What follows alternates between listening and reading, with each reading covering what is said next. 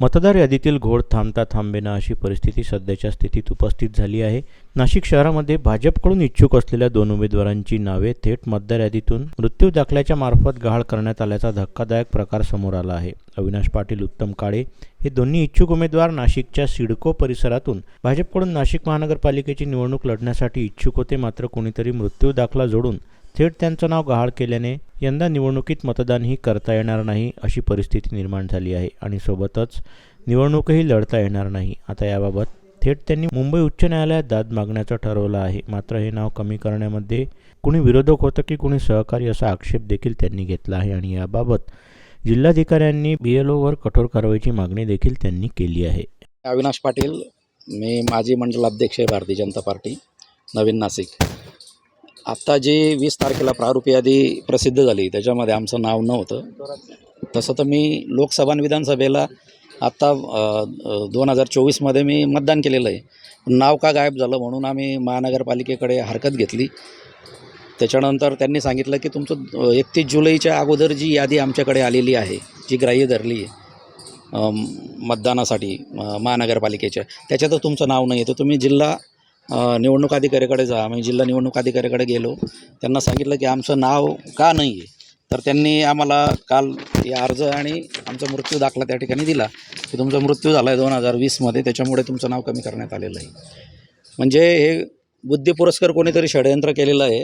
आमचा सहकारी असेल किंवा आमच्या समोरचा असेल जो स्पर्धक म्हणून आम्हाला येणार असेल आणि त्याला नको पाहिजे असेल आम्ही, त्याच्यामुळं त्याने खोटा अर्ज, माझ्या पत्नीच्या नावाने खोटा अर्ज केला आहे की यांचा मृत्यू झाला आणि त्यांचं नाव कमी करण्यात यावं म्हणून. आता मतदार यादीमध्येच आमचं नाव नाही आहे तर आम्ही मतदानही करू शकणार नाही आणि निवडणुकीला आम्हाला उभं राहायचं आहे. आम्ही कॅन्डिडेट आहे पण आम्हाला निवडणुकीलाही उभं राहता येणार नाही. आम्ही जिल्हाधिकाऱ्यांना भेटलो, निवडणूक आयुक्तांना भेटलो, तर ते म्हणता की तुम्हाला आमच्याकडे तशी काही प्रोव्हिजन नाही आहे, तुम्हाला हायकोर्टातून आदेश आणावा लागेल, त्याच्यानंतरच तुमचं नाव ॲड होईल. अशी या ठिकाणी परिस्थिती निर्माण झालेली आहे. आता तुम्ही सांगितलं लोकसभा आणि विधानसभेला आत्ता मतदान केलं आहे ना, त्यावेळेस आमचं मतदान यादीत होतं. फेब्रुवारीमध्ये आमचं नाव उडवण्यात आलेलं आहे आणि BLOने ते बघायला पाहिजे होतं. आम्हाला कुठलाही BLO येऊन भेटला नाही की जो दाखला खोटा दिलेला आहे, मृत्यू दाखला, तर त्यांनी शहानिशा करायला पाहिजे होती.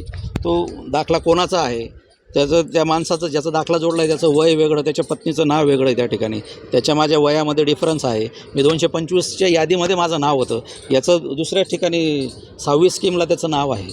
काही नसताना BLOने किंवा त्याच्या अधिकाऱ्याने कुठलाही त्यावेळेचे जे तहसीलदार असतील त्यांनीसुद्धा या ठिकाणी कुठलंही लक्ष दिलेलं नाही आहे. सरसकट दाखले कोणाची तक्रार आली आणि त्यांचं नावं कमी करण्यात आलेली.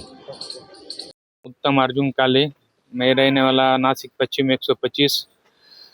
और जो सामने का जो आदमी है उसने जो डेथ सर्टिफिकेट दिया है वो रहने वाला 123 मखमालाबाद का है। डुप्लीकेट सर्टिफिकेट दे के उसने खाली हमारा नाम सेम था, उत्तम अर्जुन काले, उनका नाम मेरा नाम सेम था। उसके वजह से डायरेक्ट उन्होंने मेरा मतदान यादी से नाम ही डायरेक्ट डिलीट कर दिया है। उनको पूछा हमने ये क्यों डिलीट किया, बोले तुम्हारे यहाँ पर डेट हो गया, बोले तुम्हारा डेथ सर्टिफिकेट यहाँ पर लगाया है।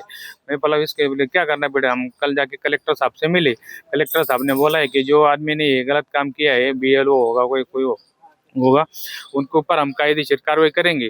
हमने उनको बोला आप तो कार्रवाई करेंगे वो ठीक है, मगर आने वाले नगर पालिका में हम लोग चुनाव लड़ने वाले, खड़ा रहने वाले भारतीय जनता पार्टी की ओर से, और जब हमारे साथ में ऐसा हो रहा है तो सर्व सामान्य आदमी लोग के साथ में कैसा होता होगा, और हमको उसके अंदर न्याय मिलना चाहिए। और फिर वो बोले तुमको अभी यहाँ पर तो कुछ नहीं होने वाला, तुमको मुंबई इलेक्शन कमिश्नर के पास जाना पड़ेगा, वहाँ पर भी कुछ हुआ तो ठीक, नहीं तो तुम आपको हाई कोर्ट में जाना पड़ेगा। अभी हमको तो ये बार इलेक्शन लड़ना है, इसलिए हम लोग मुंबई हाई कोर्ट क्या सुप्रीम कोर्ट भी जाने के लिए तैयार है। आपको इसका कब मालूम पड़ा? अभी ये 2-3 दिन पहले मालूम पड़ा, मगर कल उन्होंने देखा हमारे हाथ में सर्टिफिकेट दिया कि डेट सर्टिफिकेट डेट हो गए करके। ऐसा हम भी एकदम आश्चर्य हो गए, कैसे हो सकता है, आदमी तुम्हारे सामने खड़ा है और तुम बोल रहे डेट हो गया। उन्होंने कुछ BLO का काम था हमारे घर पे आके पूछने का, इंक्वायरी करने का, क्या ये आदमी सही है या गलत है। वो कुछ आए नहीं, कुछ नहीं, उन्होंने बैठे वहाँ पर खाली उसको ऊपर टिक मार कर दिया, डेट हो गया। ये तो कल किसको भी डेट कर सकते और किसका भी नाम उड़ा सकते, ये तो गलत है। इनको ऊपर कार्रवाई तो होना ही चाहिए, मगर हमको न्याय मिलना चाहिए इसके साथ में।